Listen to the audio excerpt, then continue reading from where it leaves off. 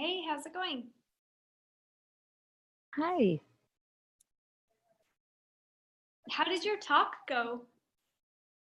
I think it went well. There should be a full recording, and I can drop the link to the slides right here. Awesome. Yeah, I think I saw the link to the slides, but I missed the live stream. I really want to watch it. Yeah, we got a lot of good feedback. I didn't get to say everything I wanted, but yeah, that's the free software community is really, really interesting. What was the talk? It was on welcoming newcomers. Oh, nice. Which conference was this? The Free Software Foundation. Oh, cool. Libra Planet. No, Libra World. Mm-hmm. Oh, right, Planet. right. Yeah, people at the archiving conference were talking about that conference. Oh yeah, you were also at the Archiving the Web conference, Ray. How was that? It was good. Jess was in town. It was awesome. Yeah, she'd been invited to speak, I think, right? Yeah, she was monitoring a panel, and then I ended up doing like one of the Saturday morning workshop sessions. They were like, it was like early on a Saturday, and so it was pretty sparsely attended, but yeah, it was useful. It was good, and it was good to have a presence there. So What was the session that you did about? so it was basically just a run through on web monitoring, the web monitoring project, and sort of like an application of an archive or archiving work. Because we're not really an archive per se, but yeah, it was great. It was very interdisciplinary. They had activists, they had programmers, they had librarians. So it was, people said that bringing those kinds of disparate groups together was sort of rare. So it was pretty cool. Liz, I'm just getting a lot of background noise, I think, from your call. So just as a time thing, I think we're going to be really small, so it can be a little more informal. And Ray, as a final note on what you mentioned, I think it would be great if you could drop any materials in like the edgy Slack, or put them in the presentation folder. I mean, maybe there wasn't a presentation, but it would just be, I think, good to share that you went. This was exciting. We probably should have added it to the calendar. Oops. Yeah. Yes, totally. I can do that for sure. I think I made an announcement, but the schedule kept on also changing in real time due to the snow. So even if I had posted a time, it would have been different. But yeah, I'll definitely put a note about it, like a little follow up. Awesome. So the goal or the topic for today was code of conduct. And maybe it's great that it's small, because we could just, and it's like you two who both have lots of thoughts, I think, around facilitating and inviting people into communities. So the goal of today was just to review our code of conduct in light of some small feedback that's been trickling in over time about whether it sort of adequately is framed for a majority online space as opposed to an event, because it really is riffing on Edgy's event-based code of conduct, sort of separate from Edgy's protocol. And so I pulled up and dropped a link in the code of conduct that we currently have for Data Together. And I also had dropped two example ones that are just high in my mind because of who I am and what this project is. So one of them being the IPFS one, the other one being Toronto Mesh's code of conduct. And on a kind of opposite end of the spectrum note, I just recently was sort of thinking through and talking with others about this upcoming Our Networks conference, a very specific in-person event code of conduct. So I have lots of that stuff swimming in my mind, but was wondering if maybe we just wanted to start by having a bit of take a quick couple minutes to look at the Data Together one and just sort of like chat about it, and then try and like sort of see if or what all your thoughts are about next ways that it maybe needs to be adjusted. So yeah, why don't we just take a couple minutes and look at the data together one, and then I hope I don't have to talk because I'm also very out of it. I apologize.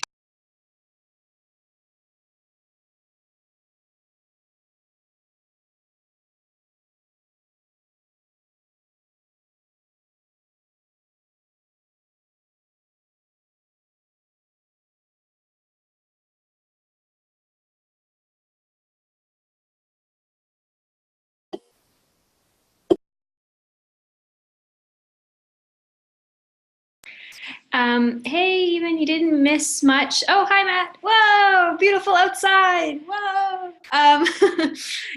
You all did. My connection's not so good. That's okay. It looks beautiful wherever you are. Where are you? That blue sky. Yeah, I'm at Stanford for a libraries conference. Amazing. This is like the day where we all recap on each other's conferences. We have quorum.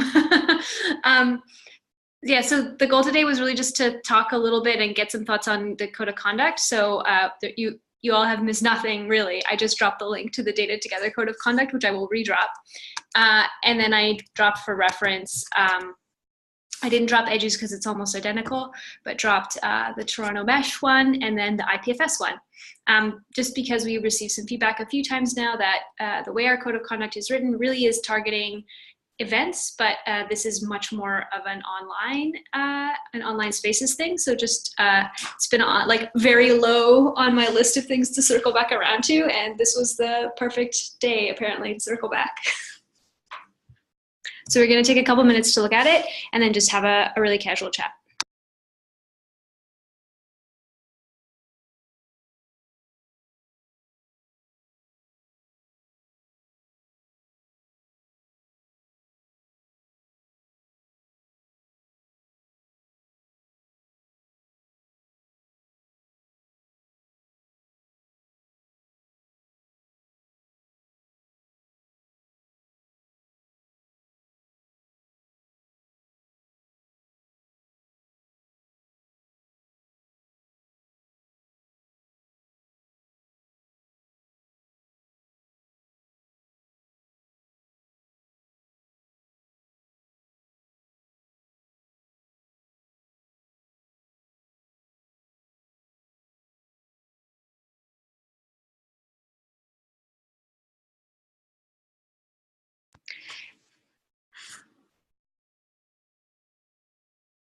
So some people have seen it for like 3 minutes, and then some people have seen it for like 1.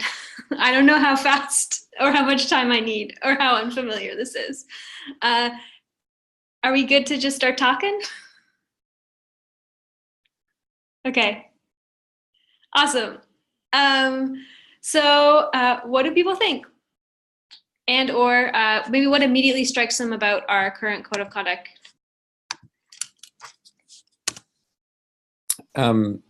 One thing I noticed too, I mean, I think that it's short, which is good. But one thing I liked in the IPFS one is some headers, at least to say, like, if you are being harassed, this is what you do. Like, there's a statement in it in ours, but it's just sort of nice to sort of just, like, give something very clear and actionable to do, which is in there, but we can maybe make it a little more highlighted.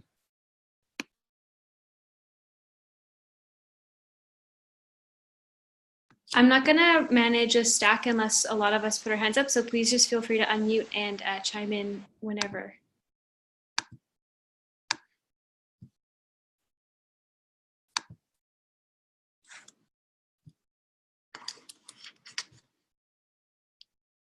Okay, I'll say something. I agree with that, Ray. I think that the one that we currently have doesn't adequately provide enough description around online stuff. So I don't think the TO Mesh one is perfect, but it at least sort of tries to make clear that there's both in-person and online spaces. I mean, we do have some in-person stuff, but really almost all of this is us having calls or a GitHub or using a Slack. So maybe we could even say the places where the online things are happening, but just to try and ground that or make that a little bit clearer.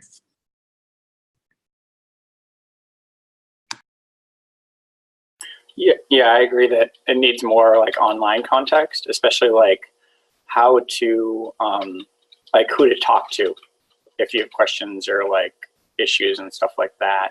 Which I think like the IPFS one did. It had sort of like a section of like, these are the people that are part of it, or one of them did. I was looking at sort of two of them earlier today, so I probably got confused in my head. But just sort of like, if you have an issue because we're online and not in person, this is how you sort of like deal with it.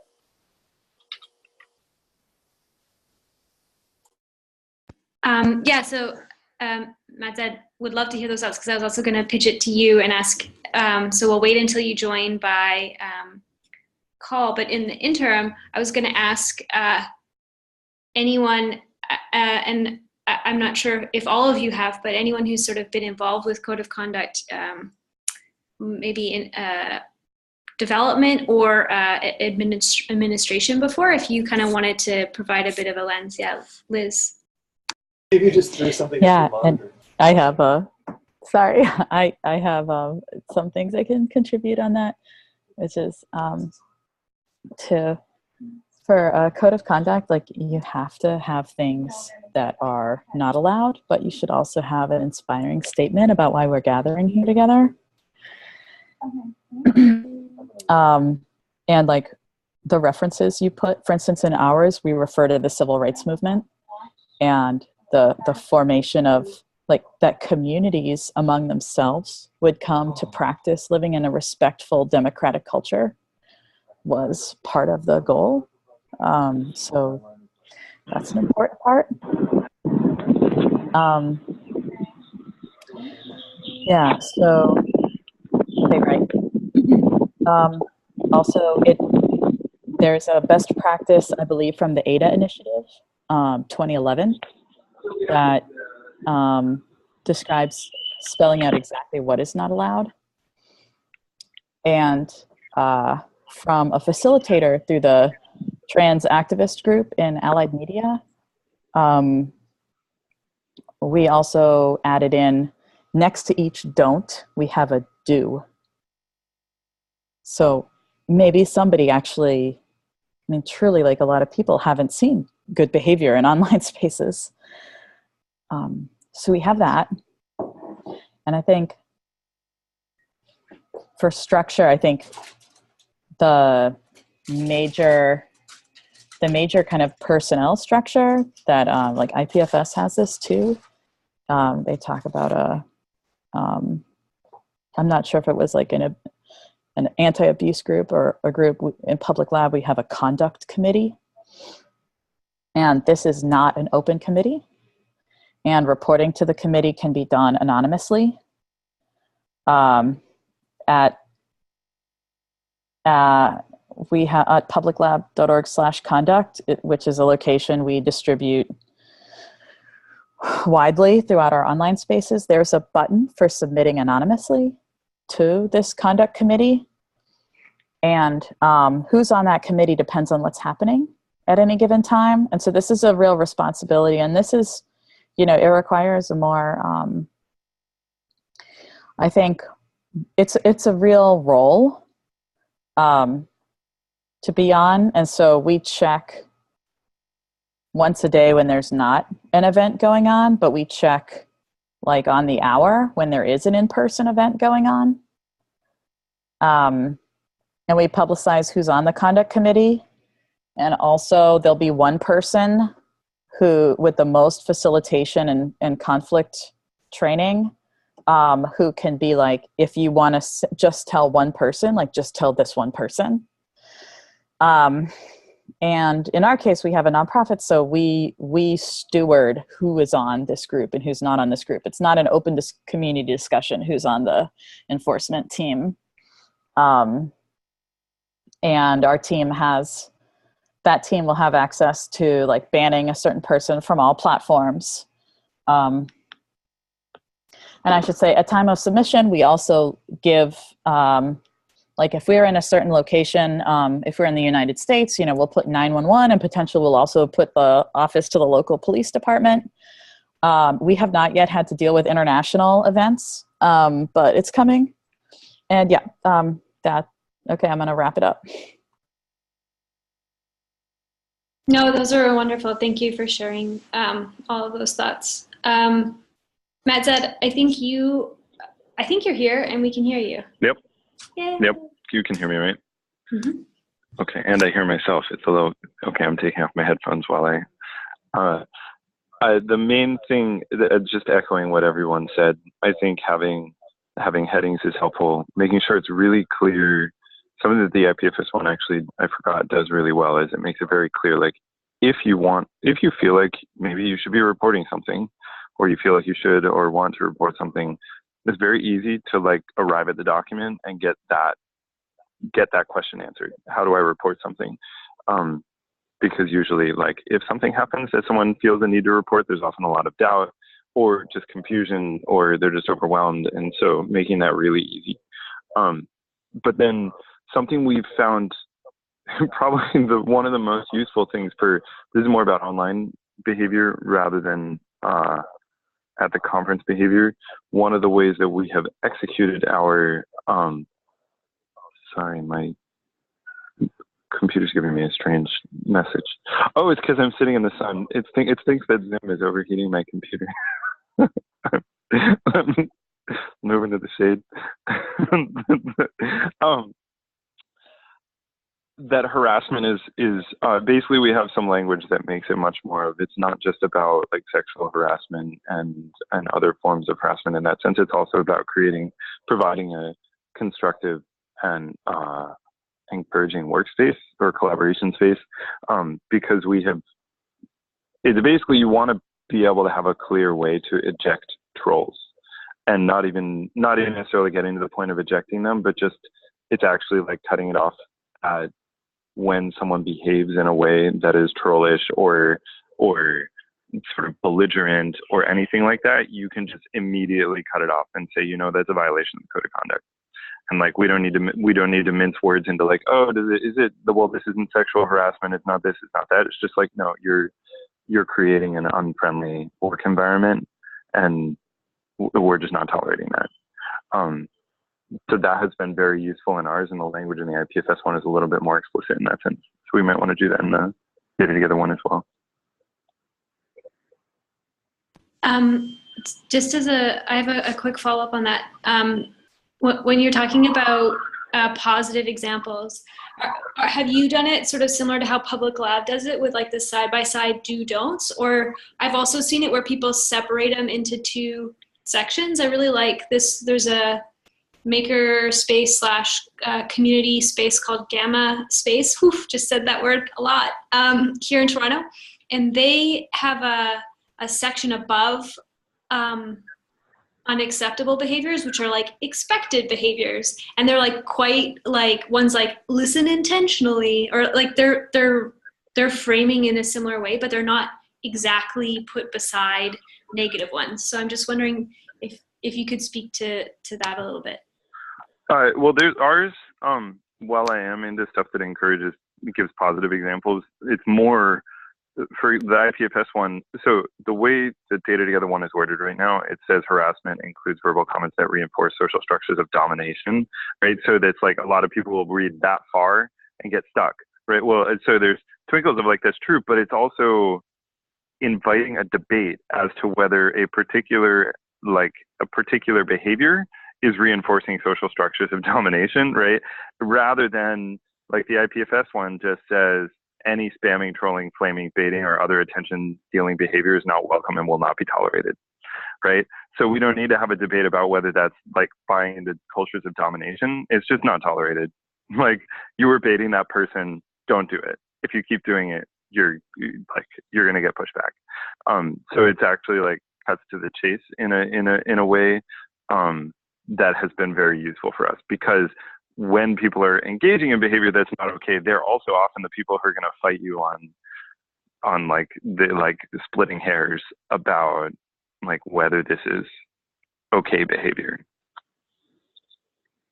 Oh, the other thing that I wanted to flag is, though most codes of conduct don't have this, like accompanying materials that give guidance to the people of if something's reported, here's what to do and not to do, is super useful. It doesn't necessarily need to be incorporated directly in, but it's good to have. And that's where like Liz, Public Lab is doing a lot of great stuff on that front. Yeah, I was just looking at it for this event stuff, and actually the Geek Feminism Wiki has some really good, like, for volunteers, if you receive a report, like first few steps. Again, more in person, but I think definitely providing those guidelines is a good thing to flag.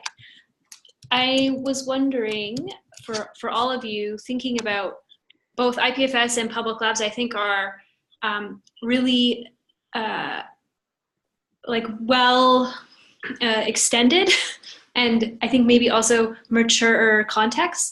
And so I'm wondering if we want to think about like what would be like the next, like getting there, or like what we think would be a way to start from where we are at now to getting to a more fulsome code of conduct. Because I know in much more volunteer contexts, which like TOMESH is one, it was a slower rollout of like kind of adding on. So maybe if there's like priority things that we need to target first, or if there's things that have to be done and we can't leave them behind, or like, yeah, just sort of imagining what our next form, but not final form is. That was like the second Pokemon reference I made on a Date Together call. Go Liz. I think getting the, like, what happens if you feel this code of conduct has been violated? Yeah, like what the course of action is, and then who of us will respond. And then I think the rest could be filled out.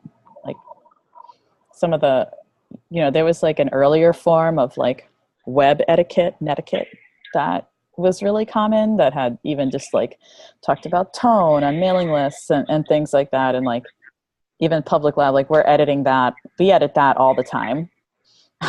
As spam gets more and more sophisticated, we explain, no, you can't do that. But our code of conduct is slow moving, as you described yours as well. But yeah, I think we need the, like, how is someone going to report?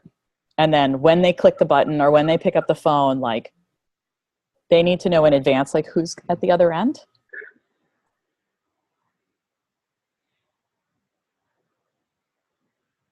Yeah, I agree with that. The clarity about how to report and who is getting those reports.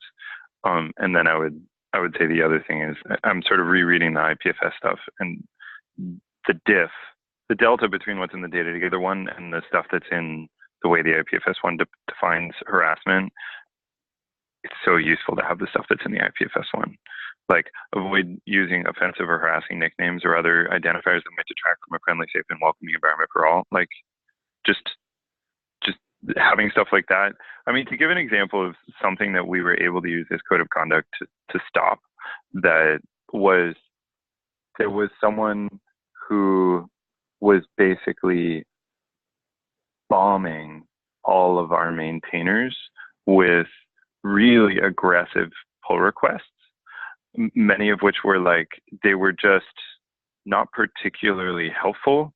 This person was frustrated, and they were taking out their frustration by filling everyone's inboxes with like frustrating and draining stuff. So it created a not friendly, not safe, not welcoming work environment for the people who were receiving all those communications. But it wasn't sexual harassment. They weren't calling us bad names. But it was definitely harassment. Like, they were harassing our maintainers because they were angry. And so being broader in that sense, but in some ways there's specific examples in that, but it's also actually a pretty broad definition of harassment, but it's a legitimate definition of harassment if you define it around creating a safe, friendly work environment.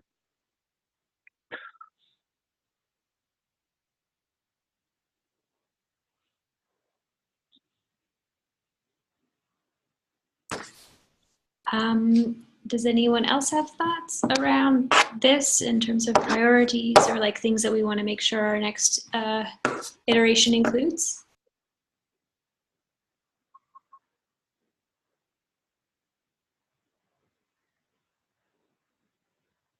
I think what Matt said and Liz said is good. It's a good first stop. I don't know how is the process happening? Is one person going to edit it, and then like all of us are going to kind of approve it or review it, or yeah, I'm unclear as like how we move forward. So I would imagine this being something that we don't make a decision on until sort of the structure for how we're making decisions is more ironed out, which I think will be happening, or at least some piece of that will be happening at the next coordinating call.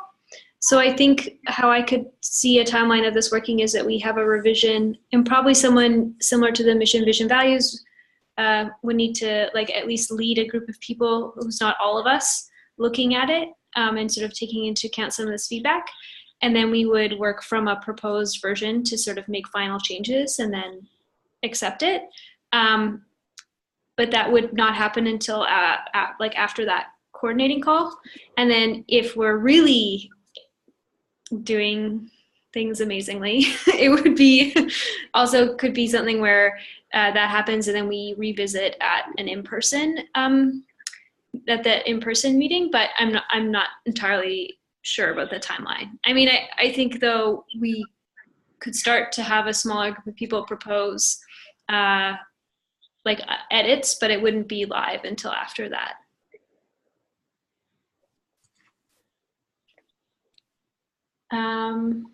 Okay, well, why don't we end super on time, because that's always fun. So just in the next few minutes, I'm wondering if people have closing thoughts on that.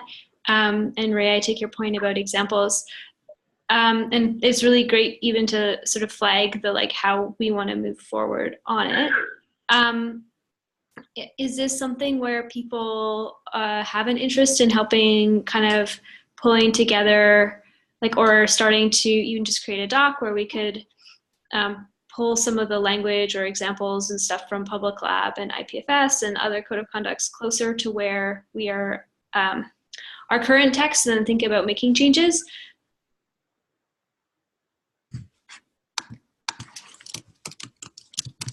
I was saying at the beginning of the call that I've actually just gone through like 2 rounds of code of conduct stuff, so it's high in mind. I'm happy to put some time toward it, but I would be happy if other people were also interested. Even? Cool. So we can do that. And again, this is not something where we would, we'll talk about it at the meeting, the next coordinating call in April. I have another thing while I have you all here. I sent an email and or opened an issue or something. And I don't know if I did this right because I was just trying it. But we need to figure out a time for when we can meet over the summer. And so I shared a calendar. And I think you can just click and like join the calendar and just put when you cannot be anywhere except where you are already being on it. So just to like, please check out that calendar. Please let us know when your block times are between May and mid-September. And we've had a couple locations surfaced, Toronto, New York, maybe Bay Area. That was like a big shrug. But if there's some other compelling... Philadelphia. Yeah, put it on there. I mean, yeah, so it was like if we are co-located with another event, if there's like an anchor way or place or like reason that it makes sense, I think Philly would be amazing. Cool. That was just me trying to like put that bug in your ear. And then we'll aim to pick that time at the partner meeting, which will be like end of April. Where's the link on like the Data Together GitHub? Or? I sent it to the Data Together Google group, so you might have all got it in your inbox, but then I also opened an issue because that's my favorite thing right now in my life is just opening issues.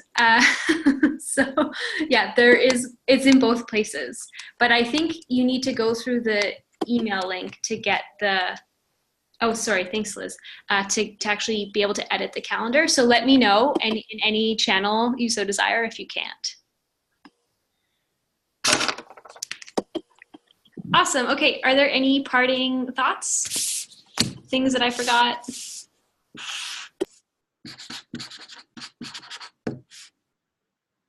I guess I'm very interested in how we end up handling it, because usually, I don't know, IPFS and Public Lab both have incorporated entities backing theirs for the community at large. So maybe we can think about that.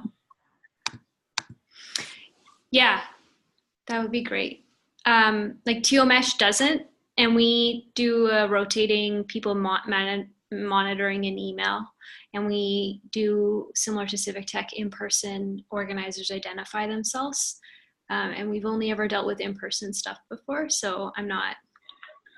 I think it's a big open flag, but it's something to really be mindful of because it's a particular type of labor, and there's a set of skills involved with enforcement, and also being able to manage it for sure.